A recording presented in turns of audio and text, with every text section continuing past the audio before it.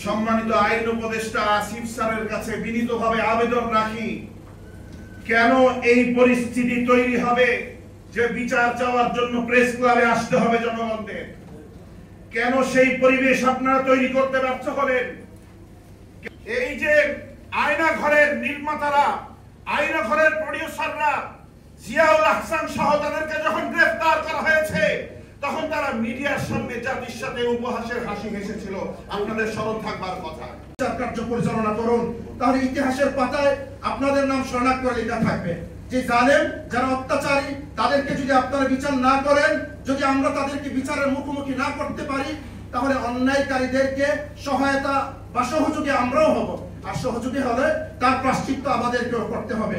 আল্লাহ পাক রব্বুল আলামিন আমাদের সকলকে যথাযথভাবে সবগুলো বিষয় অনুধাবন করে চলার তৌফিক দান করুন। ওয়া আখির দাওয়ানা আলহামদুলিল্লাহি রাব্বিল আলামিন। আপনারা দেখেছেন রাজাকারের দোসর পাকিস্তানপন্থী পাকিস্তানে চলে যান, এই ধরনের বিভিন্ন বক্তব্য রাষ্ট্র পরিচালক এবং তাদের দোসরদের পক্ষ থেকে সাবেক কথা ঠিক কিনা ভাই? কিন্তু অত্যন্ত আশ্চর্যজনক ভাবে আপনারা খেয়াল করেছেন, যখনই ওলামায়ে কেরাম কিংবা ইসলামপন্থীদেরকে পাকিস্তানপন্থী বলে বিভিন্ন আগ্রাসন, বিভিন্ন অন্যায় অপতৎপরতা তাদের বিরুদ্ধে পরিচালিত করা হতো, সেই সুদূর পাকিস্তান থেকে কিন্তু এদেশের ইসলামপন্থীদের পক্ষে একটি স্টেটমেন্টও আসে নাই। কথা ঠিক কিনা? কিন্তু আমরা অত্যন্ত আশ্চর্যজনক ভাবে দেখেছি, যখন গোটা দেশকে গিলে ফেলবার ষড়যন্ত্র করেছে বিগত ফ্যাসিস্ট স্বৈরাচার এবং তাদের লেসপেন্সাররা, তাদের দোসরেরা, তাদের এই স্বৈরাচারী রেজিম বাংলাদেশের স্বাধীনতা এবং সার্বভৌমত্বকে, এদেশের মানুষকে গোলাম বানিয়ে যুগ যুগ এদেশের মানুষের উপর অন্যায় রাজত্বের স্বপ্নে বিভোর ছিল, যখন ছাত্র জনতার বিশাল অভ্যুত্থানে এই স্বৈরাচারের পতন হয়েছে, তখন এই দাদা বাবুদের পক্ষ থেকে বিভিন্ন ধরনের ষড়যন্ত্র এবং বিভিন্ন বক্তব্য আসা শুরু হয়েছে। কথা ঠিক কিনা? তো ব্যর্থহীন ভাবে বলা যায়, এদেশের ওলামায়ে কেরাম কোন তন্ত্র মন্ত্র, কোন ধরনের পাকিস্তানপন্থী এবং রাজাকারের দোসর নয়, বরং দেশপ্রেমী দেশের ইসলামপন্থীরা আর বিগত ফ্যাসিস্ট রেজিম ছিল স্বৈরাচারের দোসর। কথা ঠিক কিনা?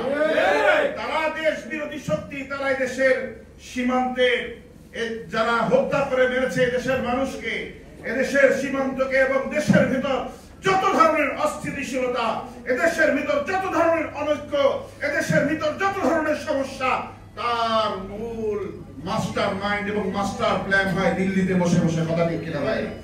আমি ব্যর্থহীন ভাষায় বলতে চাই, আজকে যে গণহত্যা এবং বিগত সরকারের ফ্যাসিস্ট রেজিমের মাধ্যমে সংগঠিত যত ধরনের গুম খুন হত্যা, এই হত্যার বিচার আমাদের চাইতে হবে কেন?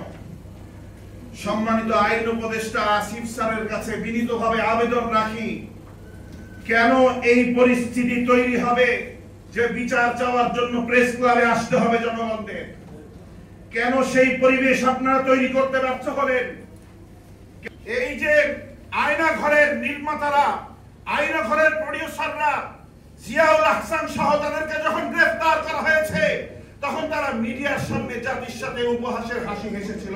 আপনাদের স্মরণ থাকবার কথা, কিভাবে তারা হাসতে পারে। এবং আমরা দেখেছি যে বিভিন্ন সময় অপরাধী না হওয়ার পরেও বিভিন্ন ভাবে কিভাবে রাজনৈতিক প্রতিপক্ষকে দমন করবার জন্য চেষ্টা করা হয়েছে, ওলামায়ে কেরামের কণ্ঠরোধ করবার চেষ্টা করা হয়েছে, ওলামায়ে কেরামকে ডান্ডা পরিয়ে আদালতে উঠানো হয়েছে। কিন্তু এখন যারা আন্তর্জাতিক অপরাধী সাব্যস্ত হওয়ার দোরগোড়ায়, তারা বীর দর্পে চলাফেরা করছে। কথা ঠিক কিনা? তারা ধমকি করে বেড়াচ্ছে আদালতে। কথা ঠিক কিনা ভাই?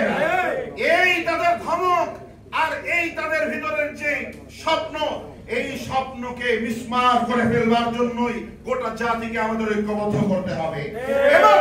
এবং ব্যর্থহীন ভাষায় বলতে চাই, আমাদের নূর ভাই রয়েছেন, ওনারা দিক নির্দেশনামূলক বক্তব্য প্রদান করবে। খিলাফতে রাশেদা বাংলাদেশ ইনশাআল্লাহ বিগত ফ্যাসিস্ট রেজিমের বিস্তারকে উপড়ে ফেলবার জন্য, গোটা জাতিকে ঐক্যবদ্ধ করবার জন্য যথাযথ যে কোনো সিদ্ধান্ত আসবে রাষ্ট্র পরিচালকদের পক্ষ থেকে, যুবকদের পক্ষ থেকে, যারা দেশকে ভালোবাসে তাদের পক্ষ থেকে যে কোনো ধরনের পরামর্শ আসবে, সে সমস্ত পরামর্শে খেলাফতের রাশেদা বাংলাদেশ সর্বশক্তি নিয়ে আল্লাহর উপর ভরসা করে রাজপথে থাকবে ইনশাআল্লাহ।